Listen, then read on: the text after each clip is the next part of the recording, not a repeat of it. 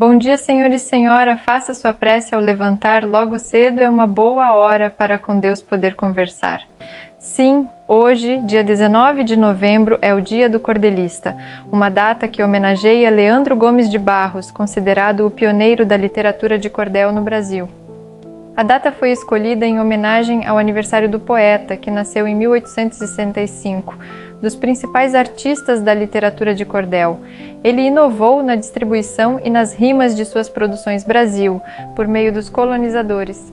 Originalmente era relatada oralmente, mas depois passou a ser impressa e divulgada em folhetos, que eram vendidos pendurados em cordas ou barbantes.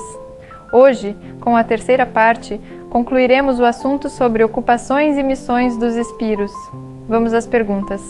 Olá, Ângel do céu, lá vai mais um assunto, tu recita teu cordel e deixa que eu pergunto. Pergunta 581.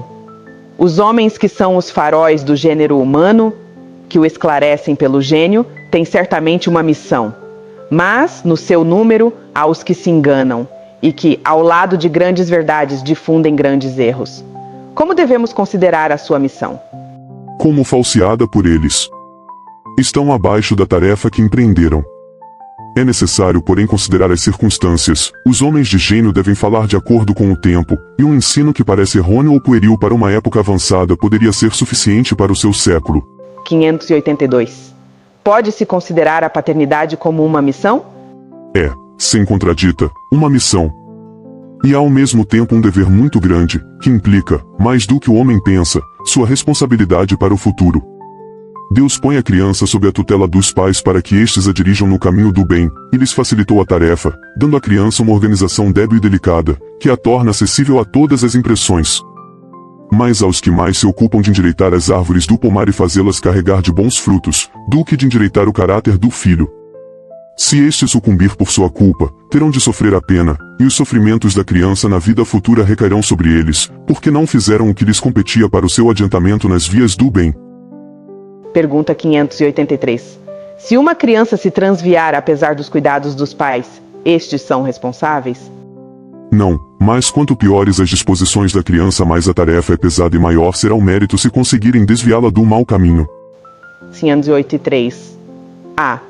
Se uma criança se torna um bom adulto, apesar da negligência ou dos maus exemplos dos pais, estes se beneficiam com isso? Deus é justo. 584. Qual pode ser a natureza da missão do conquistador, que só tem em vista satisfazer a sua ambição e para atingir o alvo não recua diante de nenhuma calamidade? Ele não é, na maioria das vezes, mais do que um instrumento de que Deus se serve para o cumprimento dos seus desígnios. Essas calamidades são muitas vezes o meio de fazer avançar mais rapidamente um povo. E encerrando esse assunto com a pergunta 584, A. Aquele que é instrumento dessas calamidades passageiras, nada tem com o bem que delas resulta, pois só se propõe um alvo pessoal.